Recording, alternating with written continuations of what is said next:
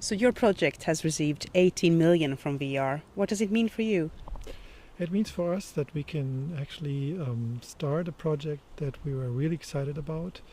We bring together several different disciplines of research that usually have a hard time studying together because the fundings come typically from different areas, and it's pedagogen, psychologen and neuroscience, and having the opportunity to actually now finally start the projects is very exciting for us.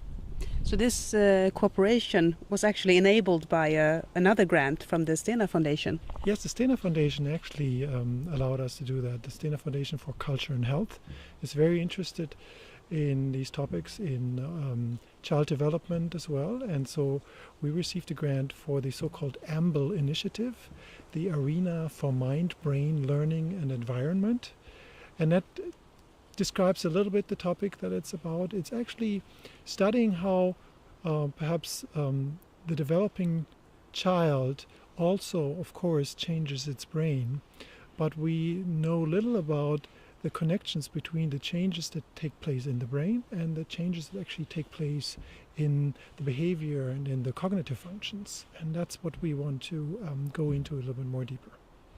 So how will this research, what will you do in the project?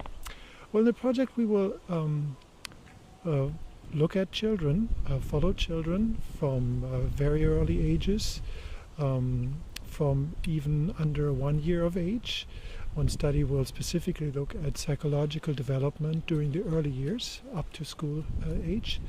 A second study will start in preschool and will follow throughout up to year 12. Intervention studies are there to actually improve certain functions that children may actually have difficulties with in school, and we want to focus on reading and math and mathematics.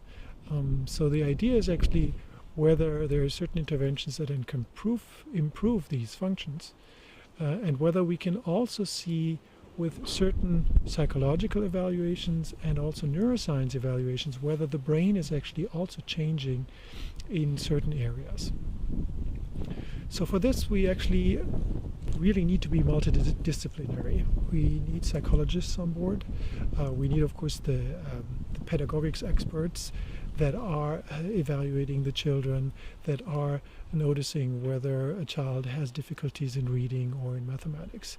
And then we would like to apply modern neuroscience methods in order to learn a bit more about what is actually happening in the brain.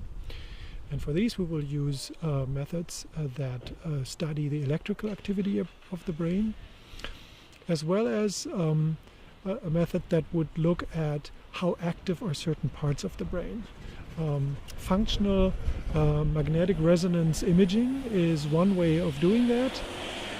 It gives us very high resolution images, but it's very limited, and especially when it comes to younger children, it's actually not very useful because you have to lie very still in an fMRI machine or camera. We would like to use a method that's called FNIRS, functional near infrared spectroscopy, and it can be worn as a hat that you put on, that like electrodes that are placed on, but it actually works with light that is shown into the brain. And from the light that's reflected back out of the brain, we can actually measure how much oxygen is consumed in certain parts of the brain, and that tells us how active is a particular brain area.